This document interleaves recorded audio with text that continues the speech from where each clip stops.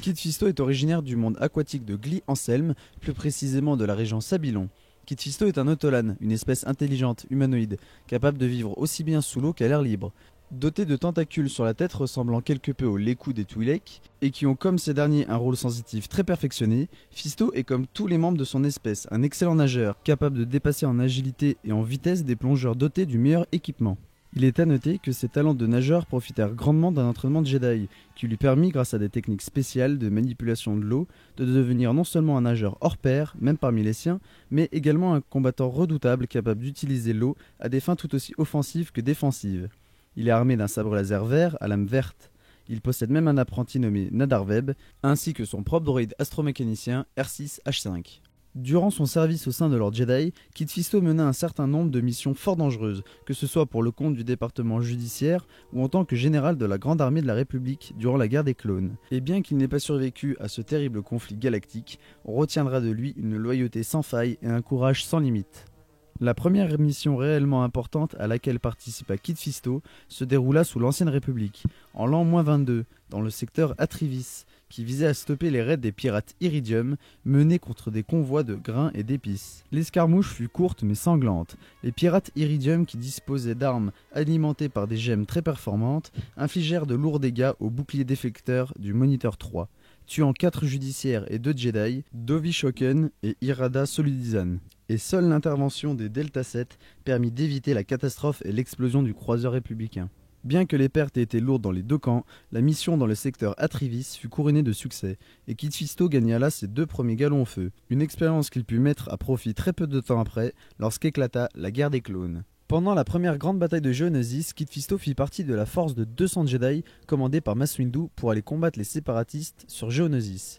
En effet, le but était de sauver d'une mort certaine Anakin Skywalker, Obi-Wan Kenobi ainsi que Padmé Amidala.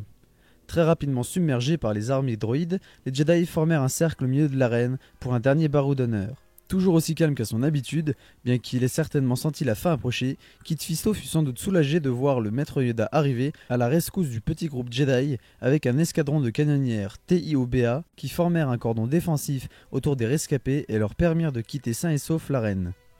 Une fois débarqué au milieu de l'armée clone, en train de se déployer sur le champ de bataille, Kit Fisto ne prit pas le temps de se reposer et fonça à la tête des soldats clones à la rencontre des armées droïdes. Même si les pertes furent importantes du côté républicain et que les Jedi eurent à déplorer la mort de près de 200 d'entre eux, la bataille de Geonosis se conclut par une défaite séparatiste, mais inaugura un conflit d'envergure galactique qui devrait durer encore bien longtemps, la guerre des clones. Promu général de la Grande Armée clone, Kit Fisto dirigea ses troupes sur le monde océan de Mon Cala, environ 4 mois après la bataille de Geonosis. À la tête de ses nageurs de combat clones, il engagea les forces de la Ligue d'isolation Quarren liées aux séparatistes et en lutte contre leurs voisins Mon Calamari. Grâce à l'intervention de ces derniers, Kit Fisto et ses nageurs clones parvinrent à juguler la menace Quarren et à ramener la paix sur Mon Calamari, ou du moins temporairement. En l'an -19, lorsque le général Grievous lança sa grande offensive sur Coruscant, Kit Fisto eut une nouvelle fois l'occasion de nous faire part de ses talents, bien qu'en l'occurrence le succès n'ait pas été au rendez-vous. Lorsque le général Cyborg tenta d'enlever le chancelier suprême Palpatine, il fut presque empêché dans sa mission par 2 fameux Jedi, Mace Windu et Kit Fisto. Excellents combattants en sabre laser, ces derniers combattirent respectivement Grievous pour l'un et ses gardes droïdes IG-100 pour l'autre. Malgré leur excellente aptitude, les gardes Mania ne furent pas une grande menace pour le Nautolan qui parvinrent à tous les éliminer. Malheureusement, Windu fut malchanceux et Grievous parvint à s'enfuir avec son captif, mais le général Cyborg écopa néanmoins d'une blessure à l'abdomen, ce qui le fait beaucoup tousser par la suite. Toujours stationné sur Coruscant, Kit Fisto n'eut cependant pas le loisir de se reposer, ni même de goûter à la paix, car le jeune Anakin Skywalker vint faire à Mace Windu une surprenante et inquiétante révélation. Le chancelier Palpatine n'était autre que le redouté seigneur noir des Sith, Dark Sidious, leur pire ennemi.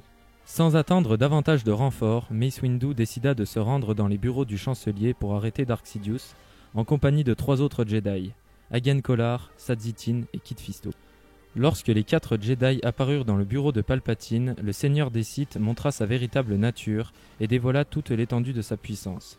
Après avoir dégainé son sabre laser, il parvint à tuer en quelques secondes Agen Kolar et Sadzitin, avant de s'attaquer à Kit Fisto et Mace Windu. Le Nautolan parvint tout au mieux à parer quelques coups avant de céder devant la force des attaques du Sith et périr sous ses coups.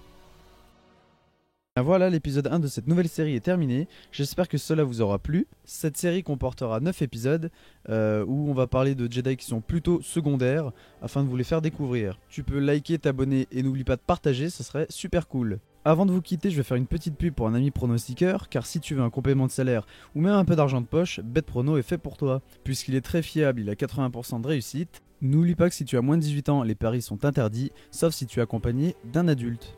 Le lien de sa chaîne YouTube et son Snap sont en description. Abonnez-vous à sa chaîne, ça lui fera super plaisir. Allez voir ses conseils, car il est très bon et je parle en connaissance de cause. Sur ce, à très bientôt. On se retrouve pour un nouvel épisode de cette série. Ne t'énerve pas, Darky, on revient bientôt pour de nouvelles vidéos.